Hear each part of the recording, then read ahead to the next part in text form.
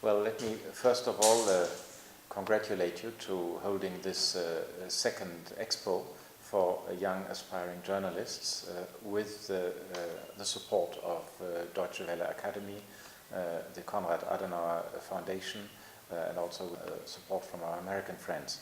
I think it is extremely important to empower the young generation of journalists in this country and in the whole of Africa in order to make them critical and sympathetic chroniclers of life, of developments, of the further development and emancipation of Uganda and of all these countries towards full ownership of their development. I think to be a journalist today is very challenging, we all know that, but it's also exciting. And I would have really liked to be with you in person today. Unfortunately, my agenda doesn't allow me to do that. So let me take the issue of the refugees as a case in point. Of course, you have two audiences when you speak about refugees in Uganda. You have an internal Ugandan audience and you have an international audience. Let me talk about the international first.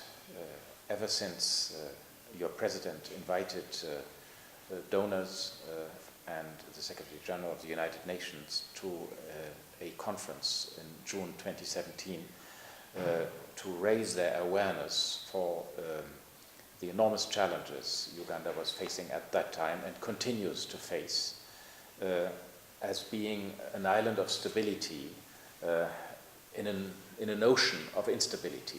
The ocean consisting of South Sudan, Eastern Congo, Burundi and Somalia. In each direction you have a crisis and at times a civil war. From each direction there is instability being imported into Uganda that your government and your nation has to deal with. And the influx of refugees is the expression of this instability that when you have to import it, you also have to manage it so that you're not being destabilized yourselves. So altogether, this is a phenomenon which is reflected in the Western press. So Uganda, of course, needs to present herself as the first African country to receive refugees in terms of numbers, but also the most innovative one in terms of how the refugees are being received. And for your internal public, a journalist must explain the refugee phenomenon in a way that does not incite jealousy, in a way that does not stir up bad feelings among the host communities. And that is like walking on a tightrope. And here I think a lot of raising of awareness is what a young journalist in Uganda needs to do when he or she is writing or reporting.